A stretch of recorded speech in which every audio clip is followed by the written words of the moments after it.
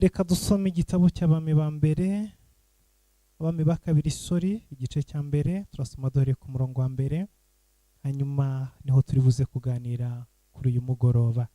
Reka dusome mu izina rya Yesu Kristo Nazareti. Ahabu amaze gutanga Abamowabu bagomera Abisirayeli. Icyo gihe Ahaziya yahanutse mu idirishya ry'insobekerane ry'icyumba cye cyo hejuru i Samariya, aragwa, akurizaho kurwara. Bukeye atuma intumwa, arazibwira ati, nimujye kundaguriza Barizebubi imana ya Ekroni, ko nzakira iyi ndwara. Ariko marayika w'Uwiteka abwira Eliya w'itishubi ati, haguruka ujye guhura n'intumwa z'umwami w'i Samariya, uzibwire uti, mbese icyatumye mujya kuraguza Barizebubi ikigirwamana cya Ekroni nuko nta mana iri muri Isirayeli? Icyo nicyo gitumye Uwiteka avuga ngo, ntuzabyuka ku gisasiro uryamyeho, ahubwo uzapfa nta kabuza.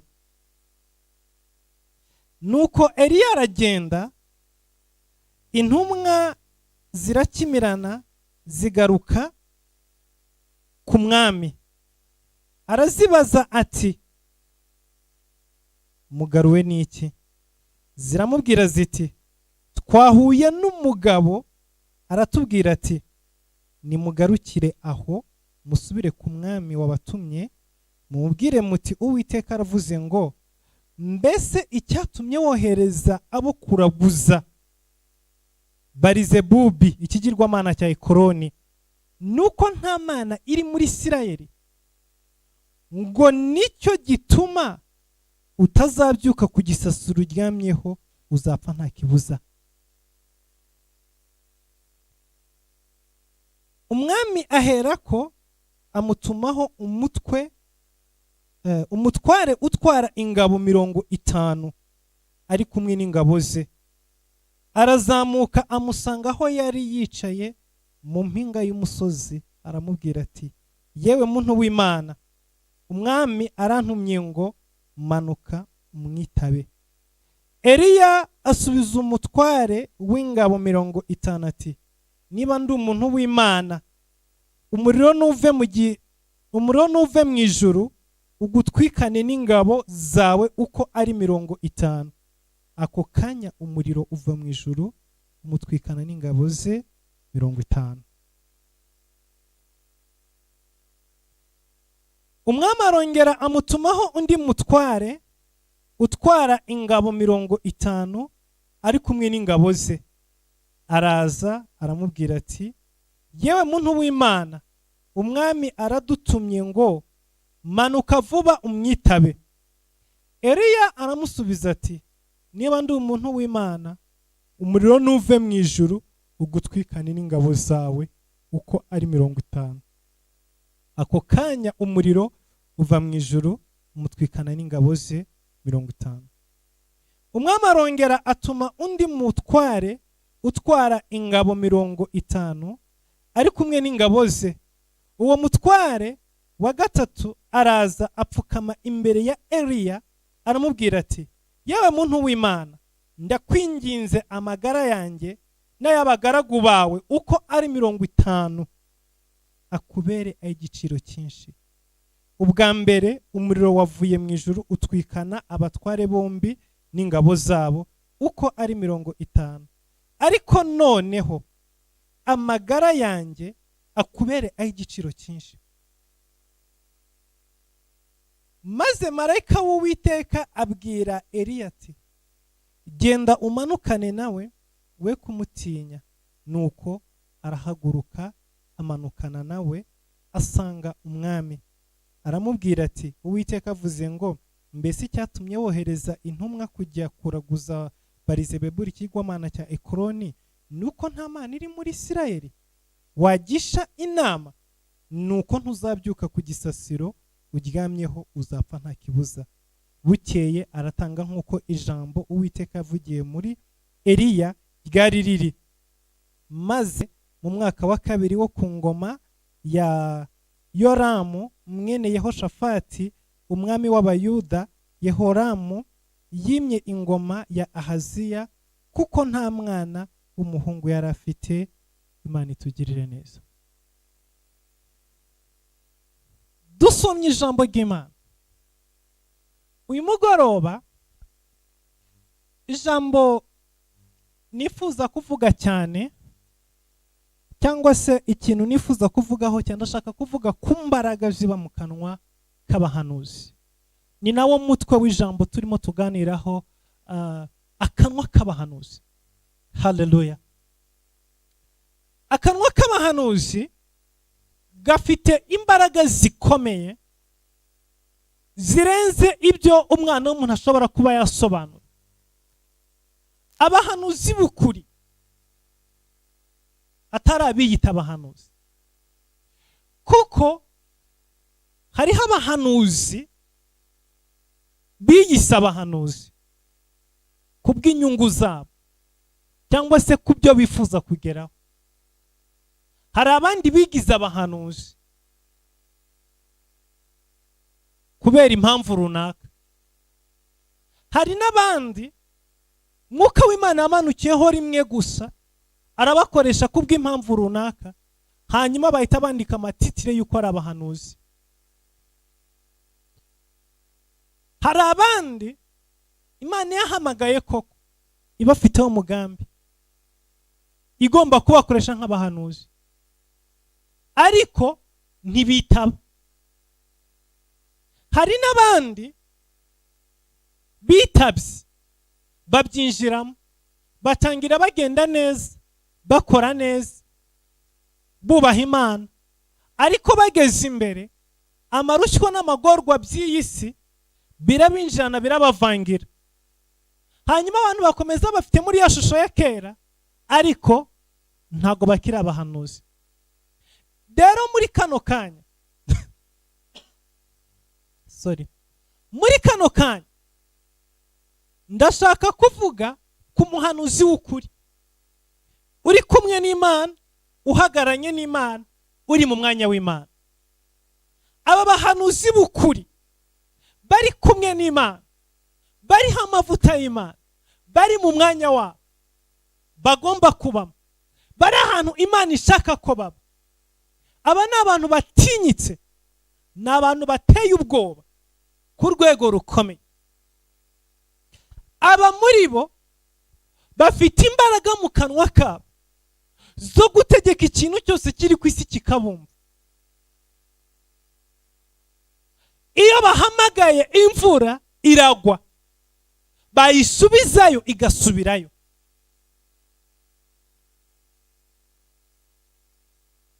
Imana yashyize imbaraga mu kanwa k'abahanuzi zitaba ahandi hantu na hamwe. Imbaraga ziba mu kanwa k'abahanuzi ni imbaraga zikomeye ku rwego ruhambaye, ni imbaraga zihagarika ibintu byari kubaho bigahagarara, ni imbaraga zituma ibintu bitari biriho bibaho. Imbaraga ziba mu kanwa k'abahanuzi zituma umuntu wagiye kwa muganga bakamubwira ngo we ntuzigere ubyara, bagakora amagizamo ashoboka, bagapima indebe bagasanga ntabwo ifite ubushobozi bwo kwakira umwana, bagapima umugabo we bagasanga ntafite ubushobozi bwo kubyara, bagakoresha imiti yose bakamuha umuti wa nyuma aho ubwenge bwabo bugera, bakavuga bati twebwe turarushye kandi turarambiwe, ibi ngibi ntabwo twabishobora, imbaraga zacu zirangiriye.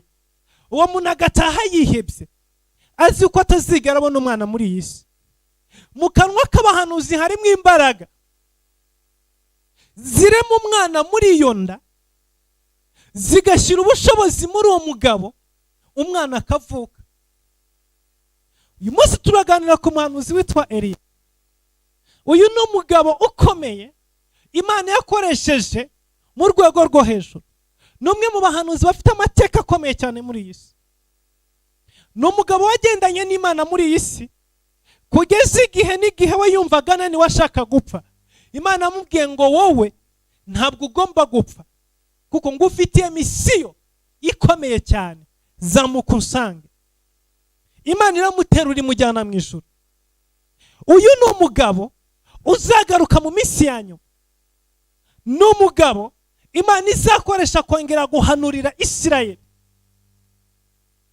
Ni umugabo uzamanuka akagaruka muri iyi si guhangana na Antikristo.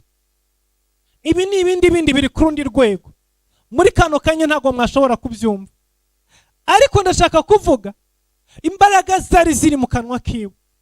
Uyu ni umuntu utatinye kuvugana n'abamahagaze imbere yabo. Umwami akamubwira ati Eli uteje ibibazo, agasubiza umwami atoya, ntabwo ari jye uteje ibibazo ahubwo ni wowe n'inzu ya so mwavuye kuwiteka. Yari umugabo ufite imbaraga zikomeye cyane. Igihe kimwe umugore wa Ahabu yitwa Yezebeli yazanye ibigirwamana muri Isirayeli, araza shinga imana yitwa Ashera n'indi yitwa Bali. Hanyuma ategeka Abisirayeli bose kuziramya no kuzisenga. Atangira gusenga ibicaniro by'Uwiteka, yica abahanuzi b'Uwiteka. Abahanuzi benshi barahunga, abandi bajya kwisha munsi y'ubuvumo. Eliya arasohoka aragenda ahagarara ku musozi ahamagara igihugu cyose. Arababwira ngo uhereye uyu munsi wa none mumbonye imbere yanyu, funze ijuru, nta mvura izongera kugwa kuri ubu butaka kugeza igihe jyewe nzabitegekera. Ntiyigeze asigana amahirwe namba yuko haba n'abandi b'inginzi cyangwa n'abandi bahanuzi cyangwa se n'undi muntu waza ngo yavuze ngo kugeza igihe jyewe nijye mfunze nijye uzafungura, ntarategeka ntabwo imvura izagwa muri iki gihugu. Amaze kuvuga iryo jambo, afata urufunguzo mu buryo bwo kwizera, afunga ijuru, afunga ikime ku isi, afata urufunguzo rw'ijuru arukubita ku mufuka, arangije arigendera. Uhereye uwo munsi ijuru rirakingwa, nta mvura yongeye kugwa. Ndavuga imbaraga ziba mu kanwa k'abahanuzi. Imvura ntiyongeye kugwa, ikime nticyongeye gutonda ku butaka. Umwaka wa mbere urashira. Bibiliya ivuga ngo icyo gihe umwami Ahabu ngo arondeza cyangwa se ashakisha Eliya mu bihugu byose, aramubura. Abahanuzi ba Bayali bakoze ibishoboka byose ngo imvura igwe, imvura yanga kugwa. Akanwa k'umuhanuzi kari kavuze. Imyaka 3 n'amezi 6 birashira mu gihugu. Igihugu kiruma gihinduka ubutayu, ibyatsi birashira. Imyaka 3 n'amezi 6 bishize, Eliya arasohoka, araza ahura na Obadiya. Arambwira ngo genda mpamagarire shobuja. Obadiya aramubwira ati wowe kabyara, urashaka kunyicishiriza iki? Ndamubwira ati ntago nshaka kukwicisha, ahubwo ndashaka guhura na shobuja umwami. Ati ndakubwiza ukuri yuko databuja yagushakishe mu bihugu byose, yarahije abami bose bazengurutse ibihugu yuko batakubonye, indahiro zitagira uko zingana. None urimo kumbwira ngo uyu munsi jyewe ngende mbwire databuja? Erega we turabizi iyo umuntu avuganye nawe umva urwego Eliya yararimo. Abwira ngo ningusiga ahangaha ndagenda mbwire databuja ngo nabonye Eliya. Aka kanya ngishingura ibirenge ahangaha, umwuka w'Imana araza guterura kujyana ahandi hantu. Eliya yari mu rwego wamusigaga hano, mwarangiza kuvugana umwuka w'Imana akamuterura akanyika, ukabura harengeye, akazongera kumvikana ngo ageze mu kindi gihugu runaka. Ntabwo byamusabaga gutega indege, ntibyamusabaga gufata imodoka, nta farashi yagendaga. Yari umuntu uteye ubwoba. Akanwa kiwe kari gakomeye.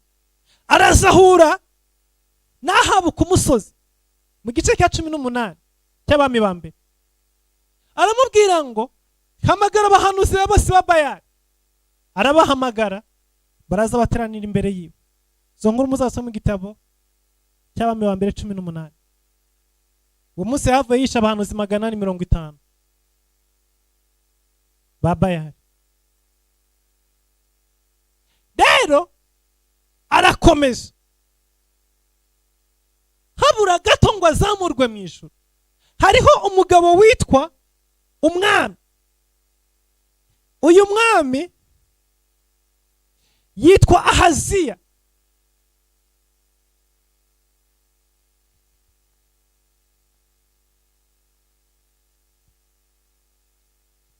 Ahaziya yari umwami wa Isirayeli. Mbibutse ko iki gihe Isirayeli yari yaragabanijwemo ibice bibiri. Igihugu cya Isirayeli cyacitsemo kabiri. Imiryango 10 iri ukwayo niyo yitwaga Isirayeli. Hanyuma imiryango 2 niyo yitwaga Ibuyuda. Novuga ngo icyo gihe uvuze Isirayeli yari imiryango 10. Hanyuma Ibuyuda novuga ngo yari imiryango 2. Umuryango wa Benyamini n'umuryango wa Yuda niwo basigaranye igice cya Yerusalemu. Rero umurwa wabo mukuru w'Ibuyuda wabagiye Yerusalemu mu murwa wa Dawidi. Hanyuma igice kindi cyahamagarwaga Isirayeli cy'amajyaruguru, kuko iki cy'Ubuyuda cyari kiri mu majyepfo. Hanyuma icya Isirayeli cyase iyi miryango 10 ya Isirayeli yari mu majyaruguru. Umurwa wabo mukuru wari ahitwa Isamariya. No hari umurwa mukuru wa Isirayeli y'imiryango 10. Abandi bari mu majyepfo, umurwa mukuru ari Yerusalemu. Rero uyu nguyu Ahaziya yari mu majyaruguru, niyo wari uyoboye imiryango 10 ya Isirayeli yari yarasigaye. Umurwa mukuru wari uri Isamariya. Ngo ahanuka mu idirishya aragwa. Amaze kugwa aravunika. Abami cyangwa se abayobozi bakuru baba bafite abaganga b'ibwami n'abaganga bari ku rwego rwo hejuru, batandukanye n'abaganga bandi baba bari mu nzego zo hasi. Buri abaganga b'ibwami nibo baganga bafite ubuhanga buhanitse, kuko uyu mwami arwaye bashakisha umuganga mu gihugu ufite ubushobozi burenze. Iyo batamubonye batumiza no hanze, bohereza indege zikajya kubazana, kuko umukuru w'igihugu ni umuntu ukomeye cyane. Rero akoresha mu baganga bari imbere yiwe, baramuvura birananirana. Aricara yigira inama, aravuga ngo reka nohereze intumwa zige kundaguriza, hanyuma abapfumu bazambwira nimba indwara nzakira cyane mba ntazakira. Ahaziya yohereza intumwa ziwe cyangwa se invoice, twavuga mu Cyongereza. Yohereza intumwa, mujye kumbariza Barizebuli, ikigirwamana cya Ekoroni, mu kibazo nimba nzakira indwara cyangwa nimba izanyica. Ako kanya Eliya aho yari yibereye ntago arazi ibyabaye. Marayika w'Imana azayiruka nkamusanga, ambwira haguruka ugenda uhure na delegasiyo y'umwami Ahaziya iri mu nzira, barimo barajya kuraguza mu kigirwamana cya Ekoroni. Genda ubabwire ngo nibasura babwire shebuja yuko atazabyuka ku gisasira aryamyeho atari ukubera iyindi mpamvu, kuko yagiye kubaza ikigirwamana. Genda umubwire ngo ese nta mana iri muri Isirayeli kurinda ujya kubaza ibigirwamana.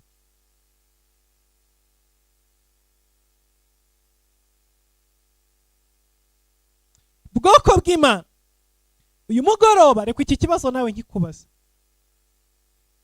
Ese kurinda wiheba kuri urwo rwego wihebyeho nta mana ufite? Iki ni ikibazo Imana yatumye Eliya kujya kubaza Ahaziya. Kugiye kuraguza, kugiye kubaza ikigirwamana cya Ekoroni, kugiye kubaza Barizebuli, nta mana iri muri Isirayeli wari kubaza ikagusubiza. Iki nicyo kibazo Imana yabazaga. Ese nta mana wari gushaka muri Isirayeli ukayibaza iby'uburwayi bwawe ikabikubwira utarinze kujya gushaka ibyo bigirwamana? Iki kibazo nawe uyu mugoroba Imana irakikubaza. Utwo tunyanga ko kwirwanirira, utwo tuntu urimo gucamo, ese nta mana ufite wabaza? Nta mana ufite wahamagara? Nta mana ufite watabaza? Nta mana ufite wabwira uyu mugoroba? Reka twikomereze. Eliya arirukanka ahura n'abo bagabo, arababwira mugende mubwire umwami yuko atazigera abyuka ku gisasira aryamyeho, kuko yagiye kubaza ikigirwamana, kandi muri Isirayeli dufite Imana. Iki ni igihugu cyashizwe ku mahame y'ubumana. Iki ni igihugu Imana yishingiye. So rero ntago azabyuka haryamye. Abagaragu baragenda, bahageze mwami arababaza ko mugarukiye hafi, aho mboreje ni kure, kuki mugarukiye hafi? Bati duhuye n'umugabo aratubwiye ngo tugaruke tukubwire yuko kuba ugiye kuraguza utazigera ukira, ntabwo uzabyuka kuri icyo gisasuro uryamyeho. Uwo mugabo ni nde se? Bati ntabwo tumuzi, nta nubwo bari bamumenye. Arababaza mumbwire mwabonaga ameze gute? Yarakenyeye uruhu, yarakenyeje umukandara umeze gutya na gutya. Avuga ati murekera aho ngaho namumenye, uwo ngo ni Eliya w'itishubi. Namumenye, uvuganye namwe namumenye. Arangije afata abasirikare 50 na kamanda wabo. Itegeko ni abasirikare b'ibwami n'abajepe, n'abasirikare bafite imyitozo iri ku rundi rwego, n'abasirikare bafite ubushobozi buhambaye. Mugende munzanire uwo muhanuzi witwa Eliya. Baraza n'intwaro zabo muri za gisirikare, itegeko ry'umwami, kamanda mukuru, kuko umwami niwe muyobozi mukuru w'ingabo. Umwami niwe muyobozi mukuru w'ingabo. Baraza bafite itegeko rivuye ku mwami, bagomba gufata Eliya bakamuzanira umwami. Bageze imbere ya Eliya, ambwira ngo itegeko ry'imbere tugushire umwami muntu w'Imana. Umuntu bari basa bafite intwaro nyinshi, ni benshi, bafite itegeko ry'ibwami, ariko umuntu bari basanze mu kanwa ke hari imbaraga ziruta ibyo byose. Haleluya. Akanwa k'abahanuzi, akanwa k'abakozi b'Imana gafite imbaraga ziruta amabatayo n'amabatayo. Arangije ahagarara imbere yabo, arabwira ngo nimba ndi umukozi w'Imana, umuro numanuka ubatwike n'ingabo zawe zose. Agikura iryo jambo mu kanwa gusa, ntabwo babonye n'akanya ko guhindukira, ntabwo babonye n'akanya ko kwiruka, ngo umuriro utibuka mu ijuru urabakongora. Bose uko ari 50 barashya, n'umugaba wabo barakongoka, bararangira bahinduka ubushingwe. Ako kanya ripoti bigeze ku mwami, ingabo za 50 zirahiye na komanda wazo bararangiye. Ikibakubise ntabwo tukiza, ariko umuriro urakongoye.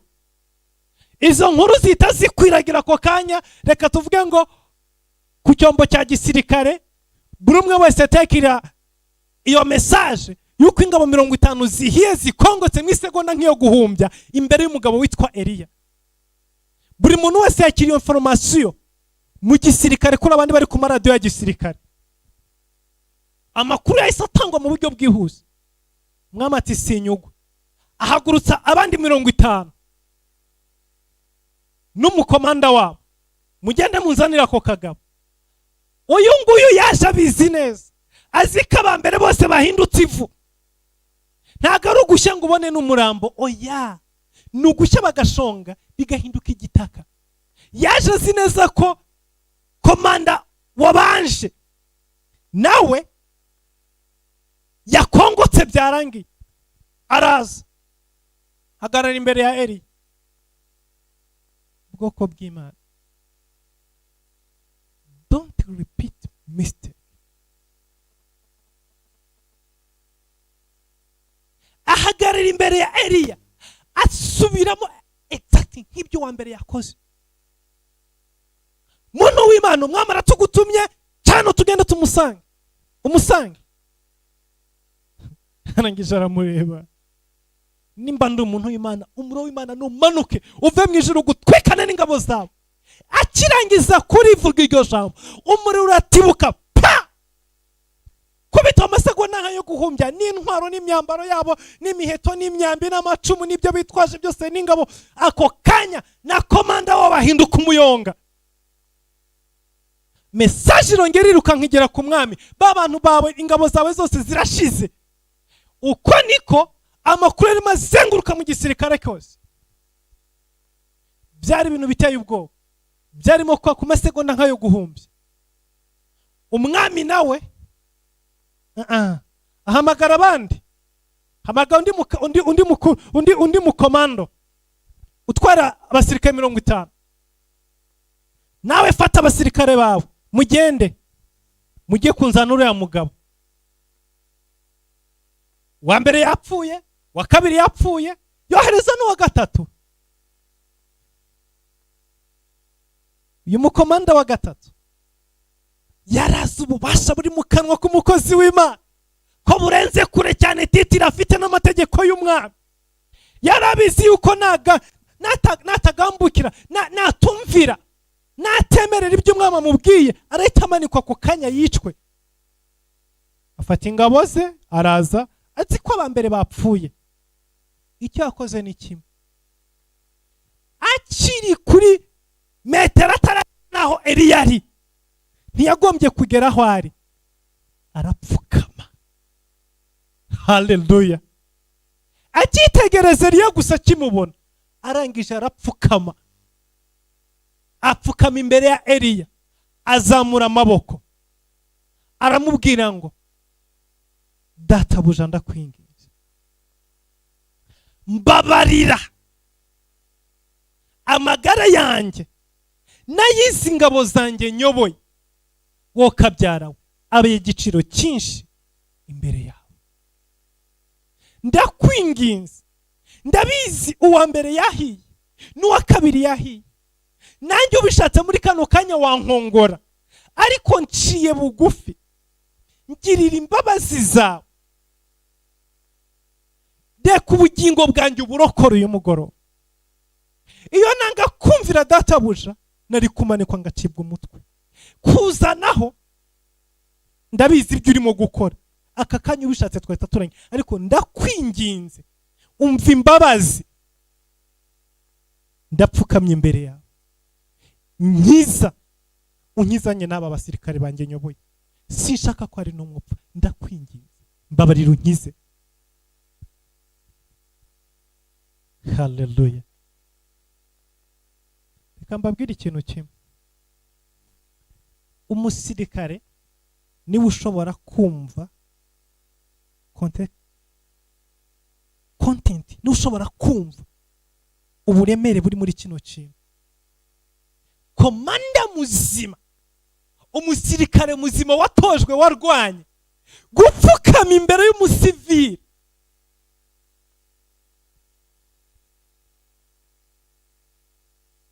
Abasivile ibyo munabyumva nk'ibisanzwe, ntago mwumva uburemere burimo, ariko nk'umusirikare arimo kumva kano kanya, arumva icyo bisobanuye kugira ngo si n'umusirikare byonyine, n'umusirikare mugenzi we uri munsi y'ipeta rye, batanganye ipeta, kumupfukama imbere byonyine ubwabyo arabizi neza ko bitabaho.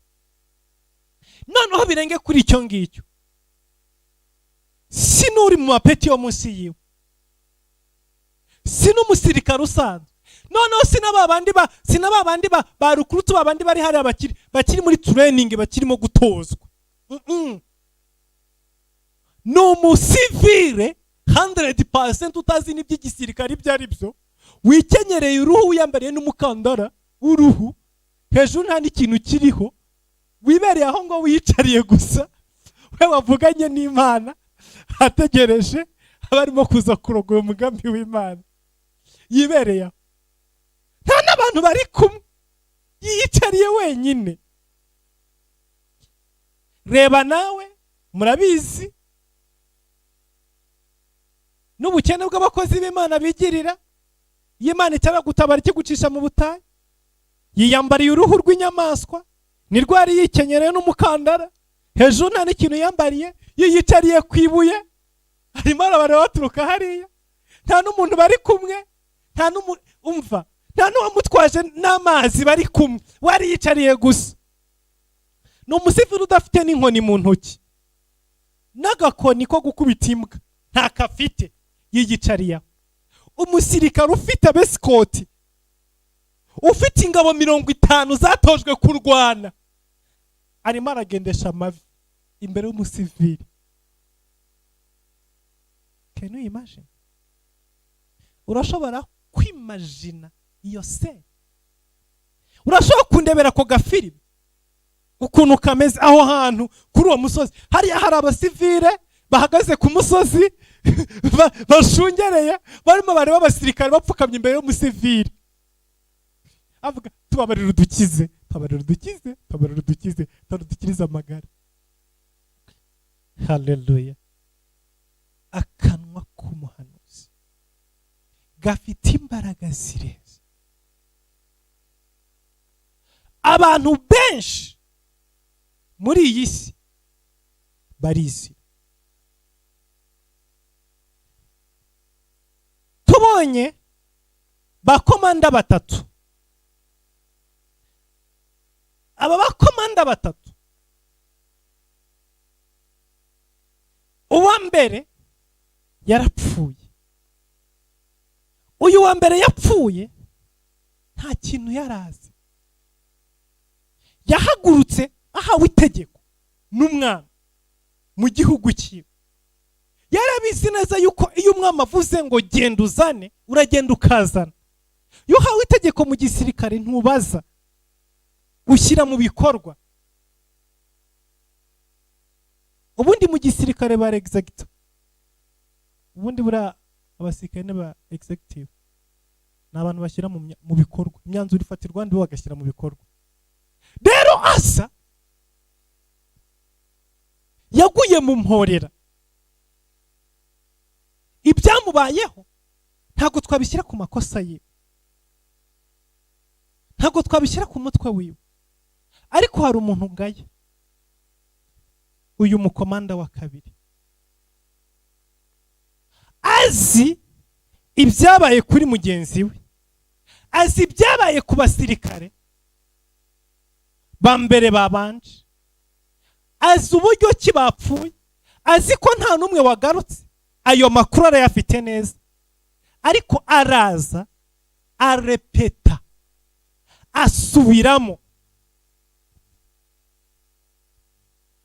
asubiramo ibyo mugenzi we yakoze. Bwoko bw'Imana, hari isomo rikomeye ahangaha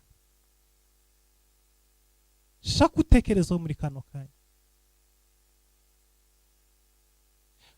Burya umuntu utambutse mbere aba igitambo cy'abandi, ariko abakurikiyeho ntibagomba kugera ikirenge mu cy'ababanje, kandi bazi ingorane bahuye nazo.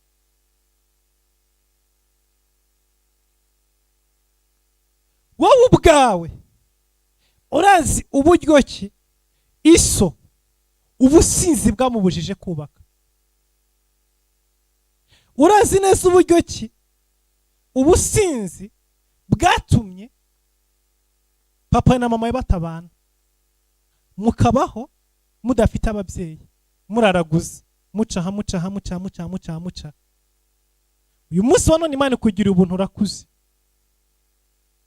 nawe ubaye umugabo, nawe ugiye kubaka urugo, then urimo urasubira mu byo so yakoze,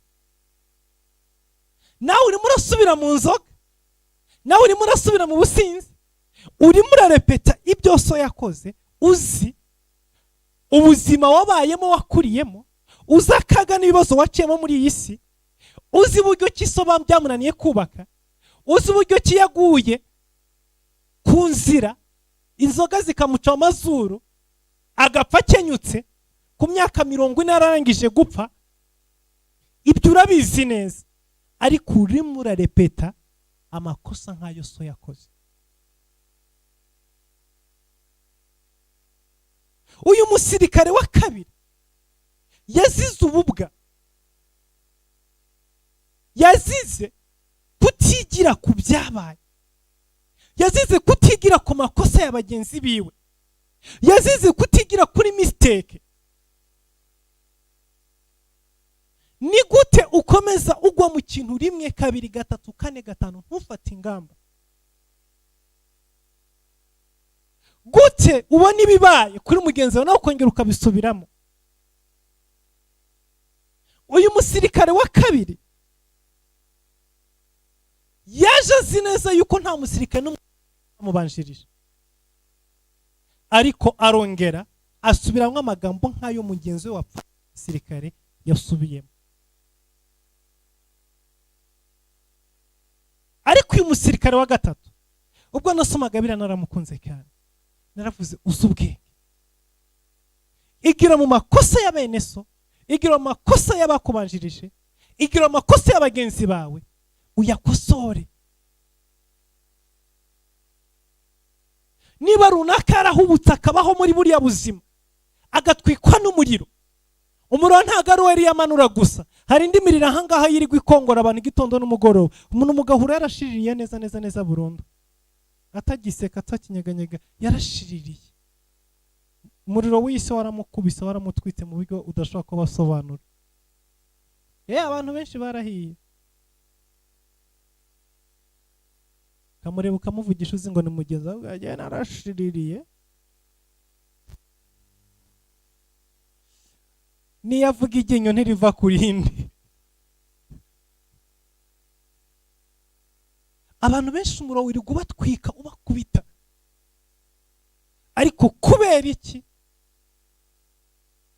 Uyu muriro ubakubita si buhereyeho, hari abandi wahereyeho bwa mbere, hari abandi watwitse bwa mbere, ariko wowe ntabwo ushaka kwigira mu byabaye mbere kugira ngo ubikosore. Ntabwo ushaka kwigira mu makosa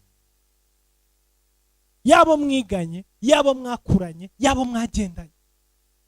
Ntushaka kwigira mu makosa ya mama, ntushaka kwigira mu makosa ya papa wawe, ntushaka kwigira mu makosa y'abavandimwe bawe, ntushaka guheraho abandi bananiwe ngo wowe uhakosore.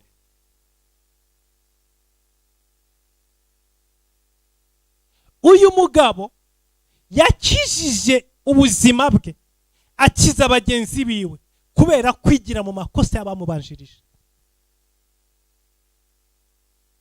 Aravuga ngo icyatumye uwa mbere apfa, icyatumye uwa kabiri apfa, nuko batamenye icyo bagomba gukora. Uyu si umuntu wo kuzana ku itegeko, ni umuntu wo guca bugufi imbere yiwe. Aravuga ngo umwami siri umunegotiating, ariko uriya muntu w'Imana ndamunegotiatinga. Haleluya. Nimbwira umwami ngo sinjyayo baranyica, nimbwira umwami ngo bigende gutya, avuga ati wowe wabaye wo kumvuguruza kuva ryari, wewe wabaye wo kuma amategeko kuva ryari. Umwami sibikunda ko munegotiating. Buriya mu buzima nujya kudiringa, uzajya umenya ninde wadiringa nawe, umenye uvugana nawe, umenye nuwo utambuka ukigendera, umenye uganiriza akakumva, umenye nuwo ukora ibikureba ukarangiza ukikomereza. Hari abantu bagirwa inama n'abantu batagirwa inama. Uko niko kuri muri buno buzima. hari umuntu ugira inama ukamubwira ati rero ibi bintu urimo ni bibi, iyi nzira urimo gucamo biragenda ukunuku akakumva agafata icyemezo agahindura. hari n'undi ugira inama akabwira ariko ubundi wowe kuva ryari ninde wakuntumyeho, ubundi warebye ibikureba, waciye mu nzira zawe, ubundi uri iki kuri jyewe? Bimeze abantu bameze gutyo. Rero menya ninde wo kuganira nawe, ninde utari wo kuganira nawe, ninde wo kubitsa ibanga, ninde utari wo kubitsa ibanga, ninde wo kwizera, ninde utizera. Abantu benshi barana n'ibibazo, yameneye amabanga, yamvugiye ibi, none we wananiwe kwibika ari ibyawe, urimo uragora mugenzi wawe ngo abibike, wabyibikiye. Nimba we bikuremereye ukaba wumva kubyigumizamo ari ikibazo bidashoboka, none wowe ujya guha ibyo bihano we byakunaniye, urabimuhera iki? Nimba ubisohoye menya ko ubisohoye nyine. Nimba umwizeye nawe afite undi yizeye, uwo yizeye nawe afite undi yizeye, uwo yizeye nawe afite undi yizeye, nuko nyine bigenda, uzashiduka isi yose byarayizengurutse. Kubera iki? Kuko uwo wizeye afite undi nawe yizera, nawe abitsa amabanga, uwo nawe abitsa amabanga, nawe afite undi abitsa amabanga, nguko uko inkuru igenda, ubundi ukazajya uca ahantu akakure barakuzi, uzi ngo wabitsa amabanga ariko isi yose irakuzi. Wabisoreraga iki? Rero mu buzima menya ninde uvugana nawe, ninde utavugana nawe, ninde ubitsa ibanga, ninde utabitsa ibanga. Ubundi edayeri n'ibanga ntawe baribitsa, ibanga uraryibikira. Ibanga uraryibikira. Nimba utaryibikiye ntabwo rikiri ibanga, wirushya abandi. Rero uyu mutware cyangwa se uyu mugaba w'ingabo wa gatatu yakoresheje ubwenge bwinshi cyane. Yarebye hagati y'umwami na Eliya, areba ninde naganira nawe bigashoboka, asanga umwami ntibishoboka. Umwami yarihebye, asigaye ajya kuraguza, yibereye mu bigirwamana n'ibindi nk'ibyo ngibyo, arapfusha abasirikare 50 ntibigire icyo bimubwira, akwereza abandi bagapfa ntibigire icyo bimubwira. Avuga uyu nguyu batwikira abasirikare 50 ntibimutera ikibazo, akohereza abandi nabo bakabatwika ntibimutera ikibazo, nanjye akabanyohereje, ndaza kumubwira ngo amagara yanjye ntacyo amubwiye, kuko n'ubundi yaba afite icyo amubwiye ntago abanyohereje, kuko yari kuba yabonye ko n'abambere bapfuye. Rero kubw'izo mpamvu reka jyewe ngende negotiating uri mu buzima, jya umenya umuryango wacamo ukagira iyo ujya, umenye naho unyura ukadindira, ntusohore iyo ujya. Hari ibibazo byinshi dufite muri buno buzima atari uko Imana abishyize mu buzima bwacu, ahubwo kubera amachoice twahisemo mu buzima bwacu.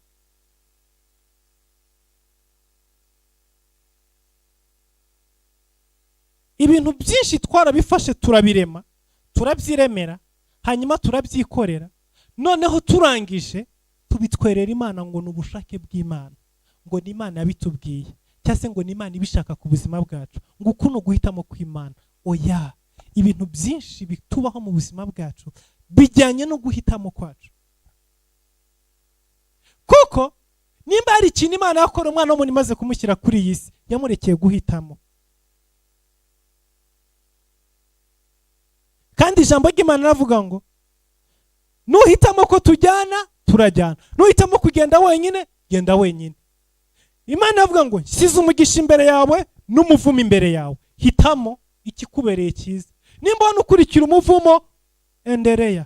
Nimba ubona ukurikira umugisha, ngwino nawe urahari.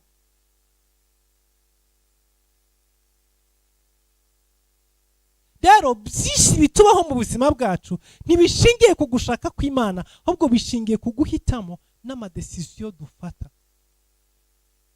Uyu mugabo wa gatatu afata desisiyo nzima, avuga reka ngende. Hanyuma ageze imbere ya Eliya. Haleluya. Ikindi kintu kisha abantu muri buno buzima, icyubahiro. Bansuzugure, bambone, nakwemera no gupfa, ariko ntibansuzugure.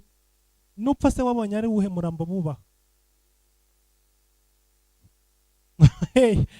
nakwemera no gupfa ariko ntibasuzugwe. Nase numara gupfa ninde uzakubahira ikuzimu? Imizimu ikuzimu uzabana none izakubaha? Cyangwa umurambo wawe bazatera bashyira muri serikeri bajugunya bamene, ubwo nibwo uzaba ufite icyubahiro? Oya, iga guca bugufi. Hari igihe muri buno buzima biba ngombwa yuko amagara dufite n'amapeti ufite ubishyira hasi ugakambakamba kugira ngo urenge aho ngaho, hanyuma wagera imbere ukongera ukabisubirana. Uyu mugabo yemeye gushyira icyubahiro hasi, yemera gushyira amapeti hasi, yemera gushyira bya bindi byose bamutoje bamwigisha bamubwiye ko atagomba gupfukamira umusivile, atagomba guca bugufi imbere, abishyira hasi kwanza. Abanza ashakisha uburyo ki yarenga aho hantu, kuko ahantu ageze nareba nabi ntari buharenge. Rero inzira iri buhace niyo guca bugufi. Hari igihe biba ngombwa ko mu buzima uca bugufi ukarara ku itapi, kandi ufite ubushobozi bwo kurara ku gitanda cyiza, ariko kugira ngo ahantu harengane ukemera ukarara ku itapi. N'igihe biba ngombwa yuko wemera. Reka mbabwize ukuri bwoko bw'Imana, imiryango yose iri muri iyi si ntabwo bayigendamo bahagaze. Hari imiryango binjiramo bahagaze, hari naho bigusaba yuko uca bugufi ukunama kugira ngo uhinjire. Rero nimba utemera kugondeka ukaguma jyewe ndi komanda, jye mfite abasirikare 50, mfite intwaro, urapfa. Murura gutwika, urimo urakina n'ibintu bidakina. Igihe cy'icyo cyubahiro gihagararemo, igihe cyabo basikoti nabo basirikare kibemo, ariko imbere ya Eliya ca bugufi ibyo ntibikora. Ibyo hari aho bikora n'ahandi bidakora. Imbere ya Eliya icyo gisirikare n'amapeti n'izo niforme n'ibyo ntibikora. Ntibikora. Ni umugabo udatinya kubwira umwami ngo urapfa. Rero sinzi icyo uri cyo wowe imbere yiwe. Nimvuga Eliya ureba ibindi bintu byinshi cyane mu buzima bwawe. Yewe narize, yewe mfite masters, yewe mfite doctora, nzarira kwica.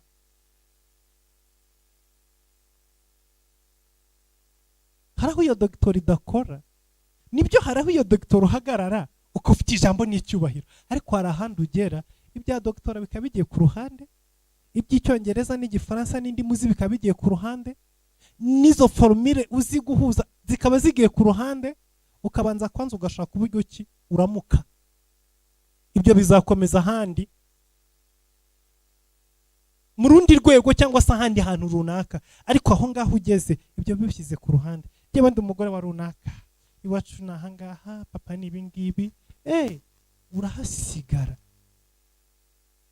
Urahasigara. Shyira hasi ubukomando bwawe, ubanza utuko uwo muryango. Nukira n'abasirikare mugakira, murakomezanya icyubahiro cyanyu. Ntawe kwirukana muri icyo gisirikare. Kubwo guca bugufi no kumenya umwanya agezemo, marayika araza abwira Eliya ati emera mujyane. Uyu mugabo yazanye Eliya, yagarutse azanye Eliya n'abasirikare be bose ari bazima, bitavuye mu cyubahiro n'amategeko n'ibindi, bivuye mu guca bugufi. Bwoko bw'Imana, inshuro nyinshi turananirwa kubera kutemera guca bugufi. Guca bugufi muri buno buzima ni ikintu gikomeye cyane. Bibiliya iravuga ngo uwicisha bugufi Imana iramuzamura. Ariko uwishyira hejuru ngo Imana imutegurira inzira y'ubunyereri ngo kugira ngo avunagurike. Imagine. Reka mbisura maze utabyumvise. Ijambo ry'Imana avuga ngo uwicisha bugufi Imana iramuzamura, ngo icyubahiro kibanzirizwa no guca bugufi. Iyo wemeye ugaca bugufi, iyo wemeye ukanyenyekera, Imana irakuzamura ikagushyira hejuru.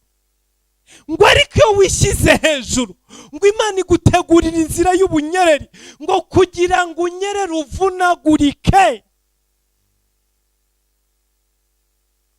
Urashaka kumenya imbaraga n'ikiguzi byo guca bugufi? umunsi Esiteri yimikwaga nk'umwamikazi yambara ikamba ry'ubwami, Morodekayi se wamureze yari yicaye ku irembo ari umuzamu. Mu mwanya waho yakabaye yicaye hari undi mugabo uhicaye yitwa ngo ni se wa Esiteri, ariko Morodekayi akiri ku irembo aciye bugufi cyane, kuko igihe cyo kwiyerekana no kumenyekana cyari kitaragera. Ariko Hamani arazamuka, mumpfukamire. Imana itegura inzira y'ubunyerere, arangiriza ku giti bamumanitse. Morodekayi wemeye guca bugufi akaryama ku irembo. Reka mbabwire bwoko bw'Imana, mujye musoma biriya muyumve neza. Morodekayi yamaze imyaka 5 ari umuzamu ku irembo ibwami, Esiteri ari umwamikazi ibwami. Imagine umukobwa wareze umwana wawe ukamara imyaka 5 uri umuzamu ku irembo ari umwamikazi yicaye ku ntebe y'ubwamikazi.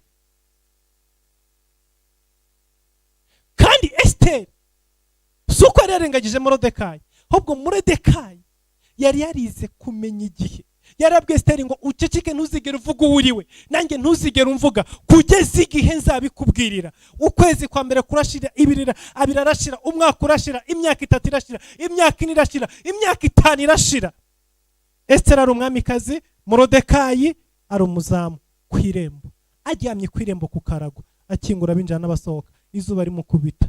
Gusa ari aho ngaho yashoboraga kumenya abagambanira umwana we, akamenya abanzi b'umwana we, akamenya abanzi b'umukwe wiwe, akamenya buri kimwe cyose. Nicyo gihe yahishuye imigambi myinshi y'abagombaga kwica umwami.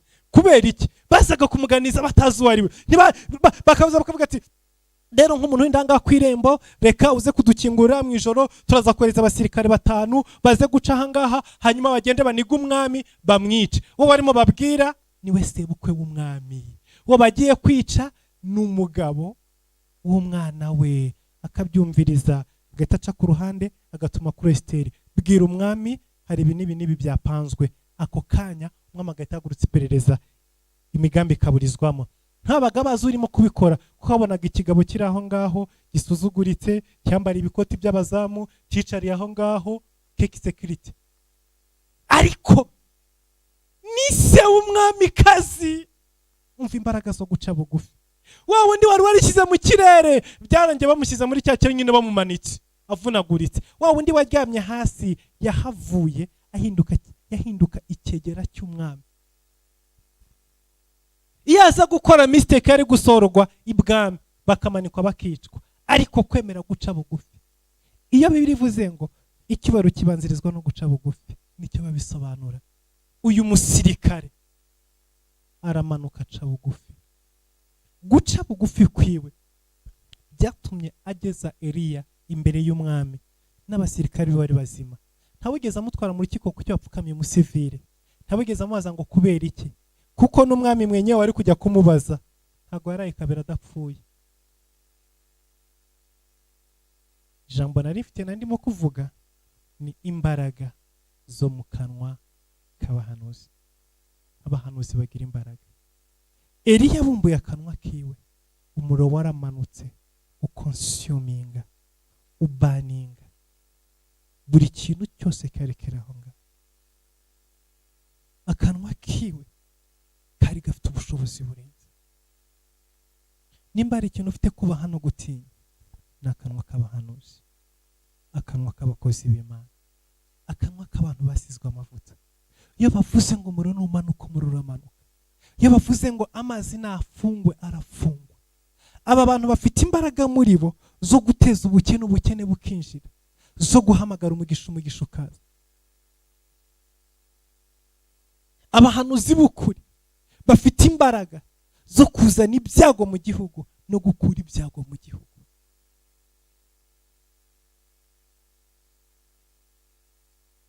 Umusore witwa Elisa yasimbuye Eliya.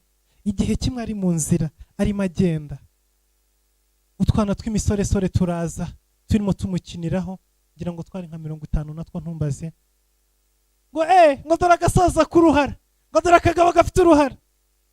Arangije abitegereza arabareba, abwira ngo aka kanya idubu nizibajye, akivuga gutyo akirekura ijambo ngo idubu ebyiri z'ingore zirasohoka zirabica bose uko ari 50 zirabarya zirabarangiza.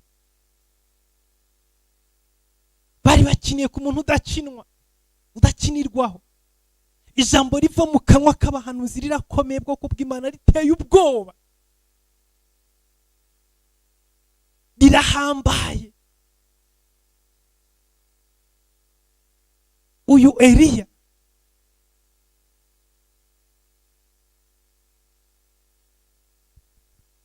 nyuma y'imyaka 3 n'amezi 6 imvura itagwa, yarazamutse ajya ku musozi abwira Imana ngo Mana, noneho dare ku imvura nigwe. Abitegetse nibwo imvura ngiye kugwa mu gihugu cya Isirayeli.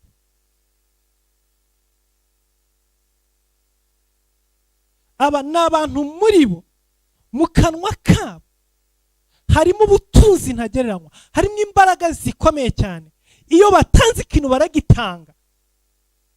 Iyo aguhaye imodoka ntibisaba ngo agende ku isoko agura imodoka zagoreze kontaki. Mu kanwa kiware ku ijambo ngo nguhaye imodoka, mu gitondo urabyuka ugatunga imodoka. Ari ku ijambo ngo nguhaye ubukwe, mu gitondo urabyuka ugakora mariage. Ari ku ijambo ngo nguhaye inkwano, mu gitondo urabyuka ukazibona. Iyo umukozi w'Imana umuhanuzi uri mu mwuka w'Imana ari ku ijambo ngo ubonye urubyaro, ako kanya uragenda ugasama ukabyara. Iyo avuze ngo kubaho kwawe nshyizeho iherezo, nibyo mu gitondo urabyuka imodoka ikagukubita ibyawe bikarangirira aho ngaho. Avuze ngo urabaho, ubaho. Bafite imbaraga mu kanwa zirenze izo dushobora kuba twasobanura muri kano kanya. Bakinga ijuru rigakingika, bararikingura rigakinguka.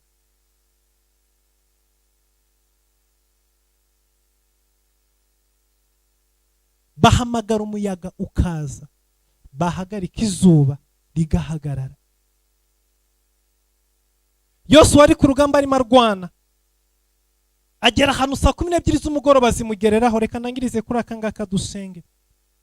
Saa 12 z'umugoroba zimugereraho, saa 12 z'umugoroba zigeze, abona izuba rirarenze, abanzi be bari benshi cyane. Arangije agaravuga ngo wazuba we, hagarara aho ugeze. Nawe kwezi, hagarara aho ugeze, ndacyafite akazi ndimo gukora. Akire kuri iryo jambo, izuba rirahagarara, ukwezi kurahagarara.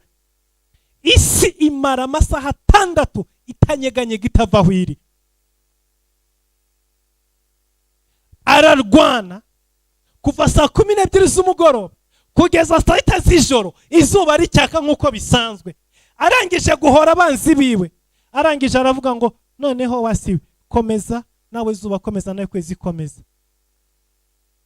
Ako kanya mu rugendo rw'isi ahita hazamo ikibazo. Amasaha 6. Ejo ndi twarimo tugana n'abantu bindi bukabwira aho itariki 29 ziva mu kwezi kwa kabiri. 28 aho ziva, 29 aho ziva. Isi izenguruka izuba iminsi 365 n'amasaha 6. Yongeraho amasaha 6 kuko yarakererewe. Hari amasaha 6 yamaze ihagaze. Ayo ngayo niyo yiyongereyeho.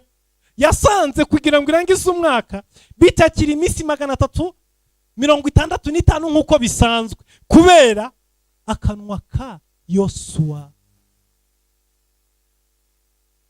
Kubera akanwa ka Yosuwa ahagarika isi, isi irahagarara. Amasaha 6 arangije arerekura, irakomeza iragenda. Aho kugira ngo izenguruke izuba iminsi 365 nk'uko bisanzwe, biba ngombwa yuko yishura ya masaha yahagaze Joshua ari ku rugamba arimo arwana. Abascientifique nabo bafata ya masaha 6 bakajya bayabika. Umwaka umwe bakabika 6, umwaka wa kabiri bakabika 6, umwaka wa gatatu bakabika 6. Imyaka 4 yashira, ya masaha 6 bateranya kwa 28. Ku mwaka wa 4 umwaka ugahita ugira iminsi 366 aho kuba ni 5. Akaba itaba itariki 29 z'ukwezi kwa kabiri. Ibyo ngibyo n'imbaraga zo mu kanwa k'abahanuzi. Hallelujah. Reka dusenge Imana kuri uyu mugoroba. hariho ikintu kimwe shaka kubasaba abankurikiye n'abanyumva muri kano kanya.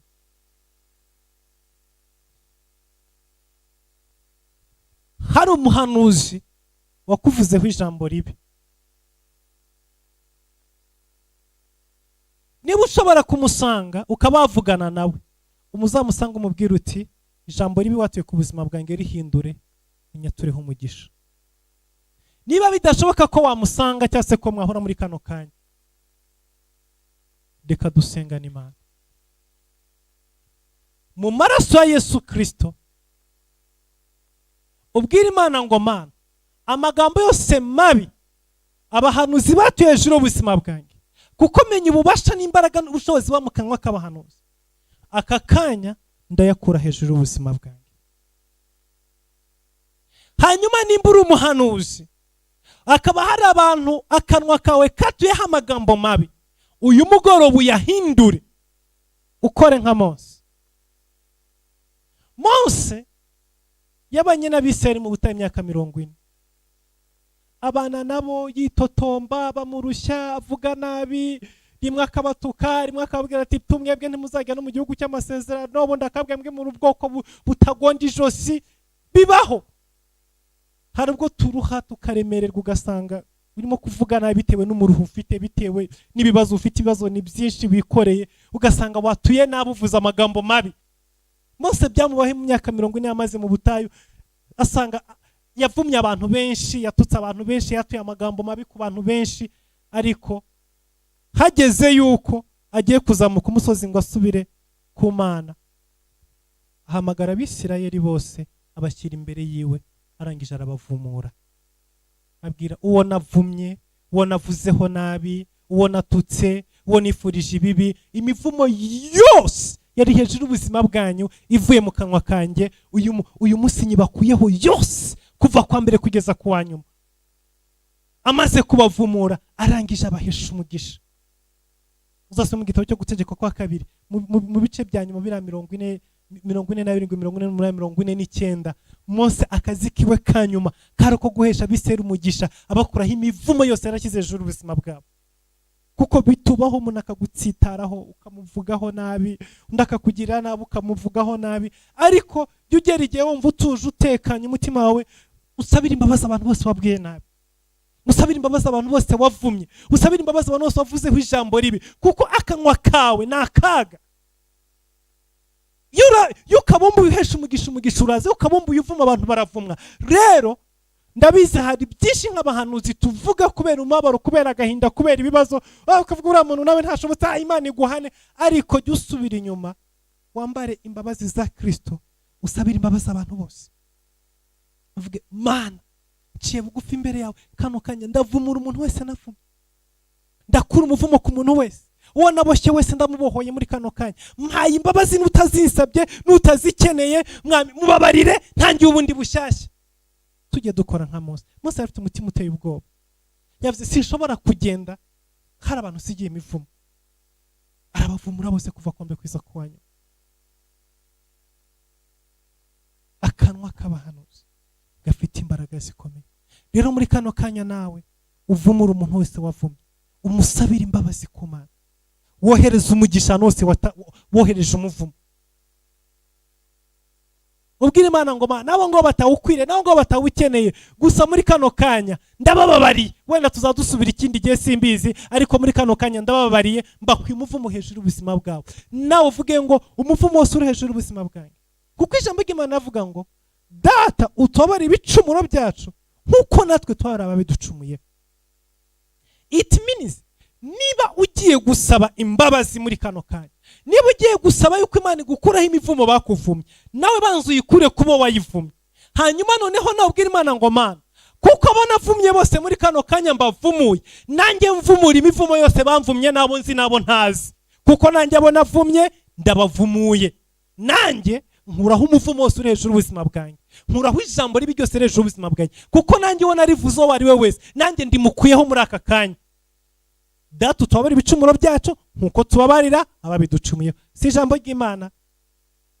Inshuro nyinshi kwabarira biragora, ariko wumve neza ngo nimba ukeneye imbabazi nawe zitange. kuko icyo umuntu abiba nicyo asarura. Rero nimba Imana iduhaye iri jambo muri kano kanya ritumenyesha imbaraga ziba mu kanwa k'abahanuzi, nawe ubwawe uri umuhanuzi, hari imbaraga ziri mu kanwa kawe. Hari abo wangirije ubuzima, nawe hari abandi bangije ubuzima bwawe.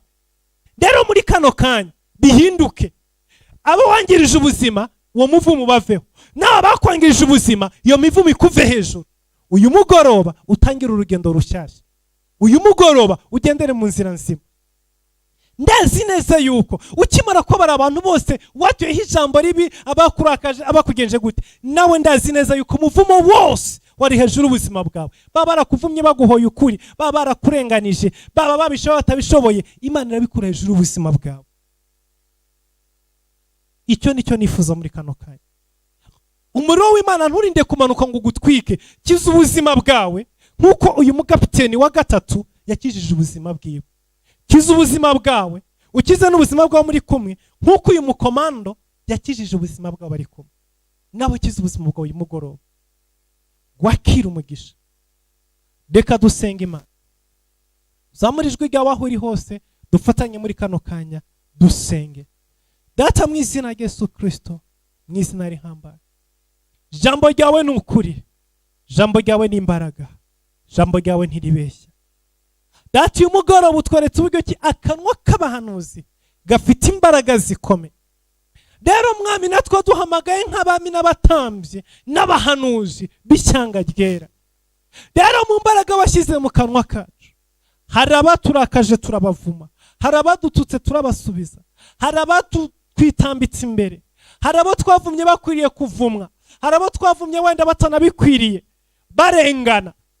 Muri kano kanya Mwami, dutanze imbabazi ku muntu wese, tubohoye ubuzima bw'umuntu wese twavumye, n'abaduhemukiye, n'abatugiriye nabi, n'abatwifurije nabi, n'abadukoreye ibibi, tukavuma ubuzima bwabo, tukatura amagambo mabi hejuru ubuzima bwabo.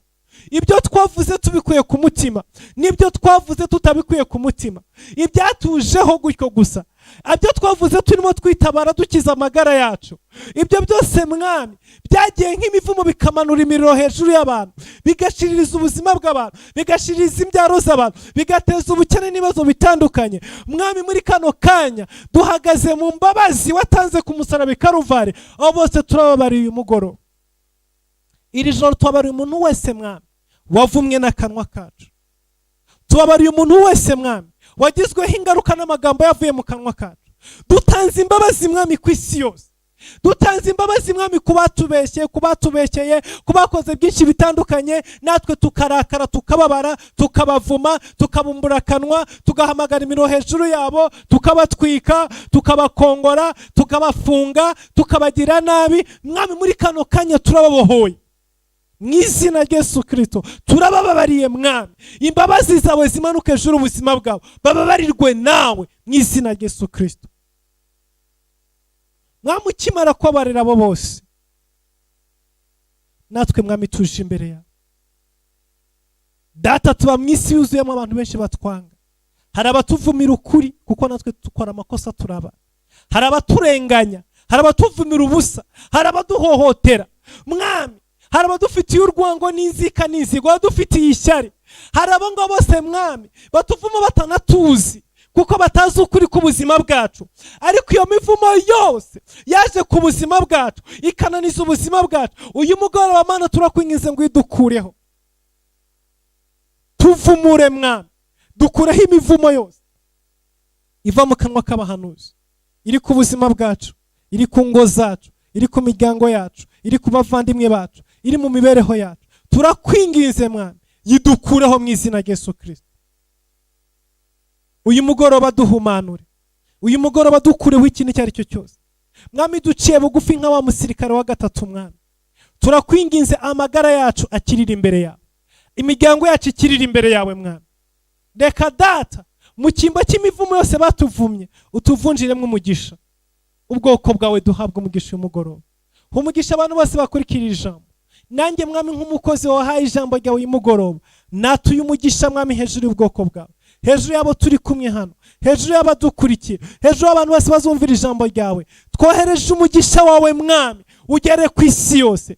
Twatuye kubyara kubatabyara, twatuye gushaka, twatuye kubaka amazu, twatuye kurama, twatuye gutunga amamodoka, twatuye mwami gukora ama business, twatuye umunezero, twatuye ibyishimo, twatuye mwami byiza biva imbere yawe, bibe hejuru y'abantu bawe mwami. Abari baravumwe bose imivumo baveho uyu mugoroba, abari barabwiwe amagambo mabi yose yararemereye ubuzima bwabo uyu mugoroba baveho mwami.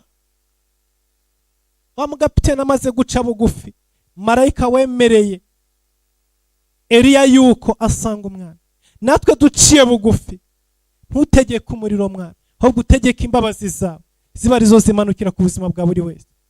Urakoze Mana kuko mva gusenga, urakoze kukugira neza. Turagushimiye ku mbabazi zawe, turagushimiye ku rukundo rwawe, turagushimiye kuri aya materaniro, turagushimiye kuri buri kimwe cyose ukoze mwami. Uha umugisha abo twabanye, umugisha buri wese wabaye imbere yawe, wabaye muri presence yawe. Ushimwe ushyirwe hejuru mwami. Tukweretse iki cyumweru cyose mwami kiri imbere tugiye kwinjiramo. Turasengera ama porogaramu yose akirimo, turasengera abakunda Imana, turasengera ubwoko bwawe mwami. Ibyo bazakora byose, aho bazajya hose, abazajya mu office, abazajya mu bikorwa bitandukanye, abazajya gushaka ibyangombwa, abazahura n'abantu, abazajya muri business, umugisha we mwami ubanze imbere y'ubwoko bwawe. Ukingura imiryango mwami. Iki cyumweru tugiye gutangira kizabe cyiza, uzaha ubutsinzi ubwoko bwawe, uzaha umunezero, uzaha ibyishimo, uzaha umugisha mwami, uzagwanira ubwoko bwawe. Data uzakingura imiryango yose hejuru y'abana bawe, usuka amahoro ahatari, usuka umunezero aho utari, usuka ibyishimo aho bitari mwami. Ndakwinginze ushyira uburinzi hejuru y'ubwoko bwawe bwose. Icyo ubwoko bwawe buzakora cyose kizabe cyiza, icyo bazarambura amaboko cyose kizabe cyiza, aho bazagera imbere bose bazabonereho umugisha. Imbuto zose bazabiba bazazisarura inkubwijana mwami. Urakoze ko mva gusenga, urakoze kugira neza. Izina ryawe rishimwe niba bidashira mu izina rya Yesu Kristo Nazareti, amen. Imana ibahe umugisha, mwakoze kwa muri aya materaniro. Imana ikomeze ibagire neza. Turi kumwe muri porogaramu zindi zikurikira z'abakunda Imana. Ijoro ryiza, bye bye, good night.